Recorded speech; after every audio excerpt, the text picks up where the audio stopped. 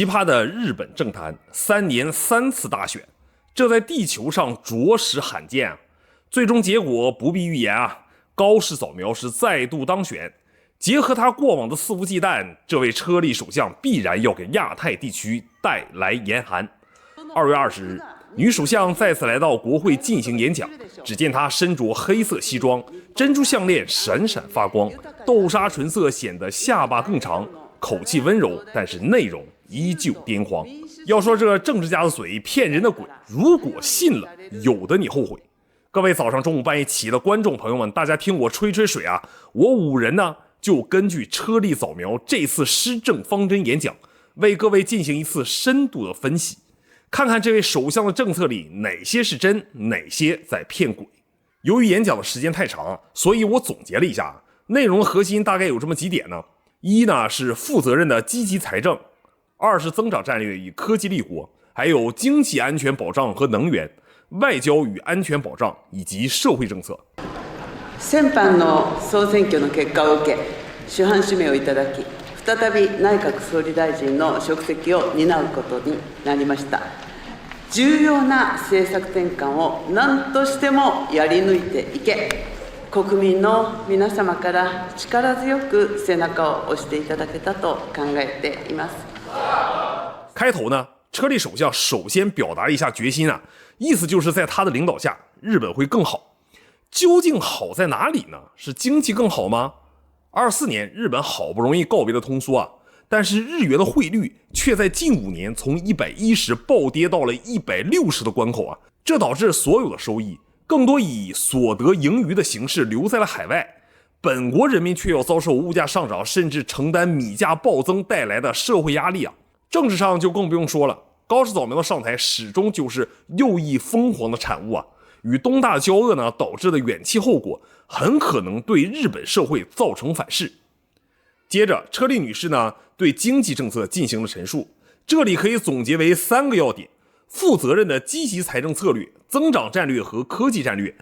經濟安全保障與能源。我們先來分析第一個啊，負責任的積極財政策略。頭出しとなるのが令和8年度予算税制改正です。すべては国民の皆様のため、8年度税制改正関連法案をはじめ、今年度末までに成立が必要な法案の早期成立にご協力ください。また、8年度予算の迅速なご審議もお願い申し上げます。從過往看呢，高市政府希望通過撤銷暫定稅率，將基礎食品消費稅降至0%，103萬之強啊，提升到178萬。但是這裡會有很多坑啊，導致財政壓力的增大。如果呢將起徵點提至178萬日元，那麼國家和地方的合計減收約7.6萬億日元。另外呢，消費稅降至0%的話，每年還會產生約2至3萬億日元的缺口。還有一個非常重要的風險因素啊，高市早苗在演說中提到了自然增稅收難以抵消巨大的短期缺口。目前呢，日本國債餘額已超過1300萬億日元啊，這種極端擴張的政策，如果沒有明確的財源，將引發日本國債拋售潮啊，導致長期利率失控上升，反而加重中小企業的融資負擔。量子、航空、宇宙、コンテンツ、創薬などの17の戦略分野については、大膽な投資促進、国際展開支援、人材育成、研究開発、産学連携、国際標準化、防衛調達を含む官公庁による調達、規制、制度改革といった供給及び需要の両面にアプローチする多角的な観点からの総合支援策を講じます。上面這一段呢，高市早苗闡述的是增長戰略和科技戰略，可是日本的實際情況只能證明高市早苗的想法就不太契合實際啊。車利首相說要在量子、半導體、核聚變等17個戰略領域投入巨量補貼，推動社會時裝。但是過去的5年裡，日本雖然在半導體等項目中投資超過4萬億，但是如今的中美正在 AI 領域中廝殺啊，半導體已經成為 AI 領域的附庸，日本已經全面落後於兩強了。經濟產業省數據顯示，到2030年，日本 IT 人才缺口将达到79万人。高市虽然在演说中提到了人才力，但是并未提出如何从根本上改革僵化的终身雇佣制，以及吸引海外高精尖人才啊。而且通过以往的数据表明呢，日本政府补貼往往傾向於大企業，而非最具活力的初創企業。這種由上而下的計劃經濟式的投入，往往導致的是低效的重複建設。が依存し、民生用にも広く用いられるサプライチェーン上流の物資を管理下に置くことで、自国の主張に他国を従わせようとする経済的威圧の動きが顕在化しています。サイバー、海洋、宇宙空間における競争も激化しています。我が国の戦略的自立性、不可欠性を確保する必要性が一層増大しています。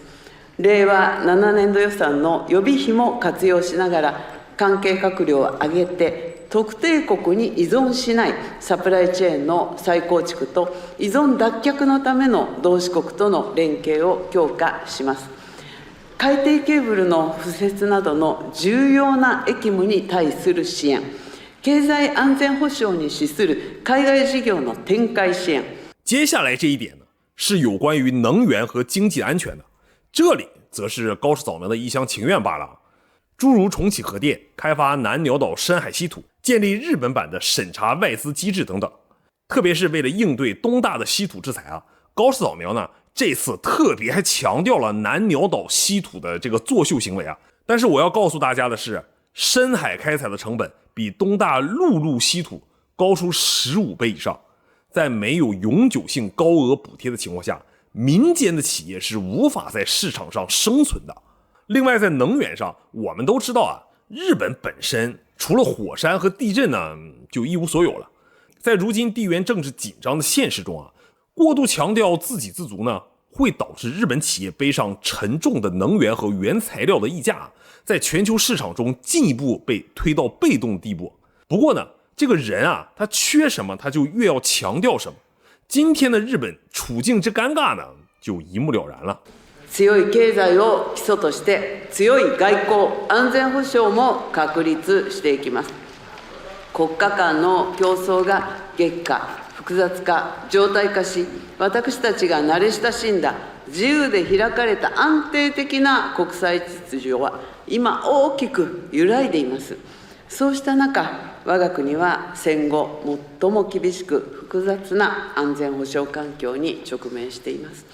中国は東シナ海、南シナ海での力、または威圧による一方的な現状変更の試みを強化するとともに、我が国周辺での軍事活動を拡大、活発化させています。北朝鮮は核・ミサイル能力の向上を引き続き追求しています。說完了經濟，高市早苗還重點強調了外交和安全保障，核心觀點就是美日一體化，還有與東大對話的兩面性。高市早苗在執政之後的最核心策略就是美日一體化，同時要突破和平憲法，謀求這個軍隊的正常化。在亞太地緣裡，極限靠攏美國，就代表着要全面針對東大。這種押寶性的行為呢，實際上會導致兩個嚴重的後果。高市早苗在台海問題上接連發瘋，讓東大改變了主動防禦的策略，轉變為先發制人的攻擊策略啊。26年初的經濟手段已經能展現出東大精準的打擊能力了。另一個嚴重後果呢，來自於特朗普政府啊，懂王的商人屬性，還有共和黨的保守主義特點啊，在經濟上對日本呢就要求很高。但是除了要錢呢，對高市提出那些什麼對等的地位、自主情報收集持懷疑態度，並不支持啊。疫情之後，第一島鏈作為封鎖中國的屏障功能，事實上就已經喪失了。日本更多需要承擔中美之間的緩衝功能。但是高市的車之兩輪，實際上呢就是軍事加速、外交剎車，其中過於明顯的民族主義色彩，正在讓日本失去作為中美緩衝器的傳統角色。その分析結果も生かし、外国からの不当な干渉を防止するための制度設計を進めるなど、必要な対策を講じます。国力、特に経済力の基盤となるのは人材力です。高市内閣では人材力を強化していきます。这一段呢，车里首相提出了税制改革，还有针对外国人的管理政策。这里面有个矛盾点啊，日本是老龄化非常严重的国家，劳动力是非常短缺的，特别是建筑业和農業面臨着系統性崩潰的風險啊。但是高市政府在推行 JESTA 的制度，目的就是嚴格對外國人進行管制。特別是演說中43分4秒這裡提到了嚴防不受歡迎的外國人入國啊。上文我也說了，日本要提高所得稅的起徵點，其中一個目的呢，就是讓家庭主婦出來工作，以彌補勞動力的鴻溝啊。但是婦女是無法彌補重勞動力的缺口的，同時減少所得稅的收入，讓地方政府的稅收有了巨大的隱患。高市在演說中未提及對地方政府的財政補償機制啊，這導致了地方醫療福利體系可能會率先崩盤啊。所以說，新一屆的日本政府社會政策是一個顧頭不顧尾的短視政策，通過向外國人展現強硬來安撫右翼選民啊，卻讓日本經濟最基礎的勞動力供應啊陷入了危機。通篇看下來，高市大媽只會搞事，激進卻又充滿矛盾，不太具備治理國家的才能啊。這側面反映出日本右翼真的沒人了，只能靠押注來苟延殘喘。高市早苗2026年的施政演說表現出了極強的新民族主義色彩啊，其核心策略是用高額債務支撐起強大日本的幻覺，通過減稅呢來購買民意。高市首相似乎認為日本可以通過技術奇蹟，就是核聚變稀土開採，和財政奇蹟，就是赤字不影響信用，來跨越人口老齡化的物理極限啊。不，這可能嗎？也許這只是他的口號罷了啊。好了，本期視頻就差不多到這裡了，感謝各位的收看。如果你有什麼不同的意見呢，歡迎在評論區與我交流。我是武仁，我們下期再見。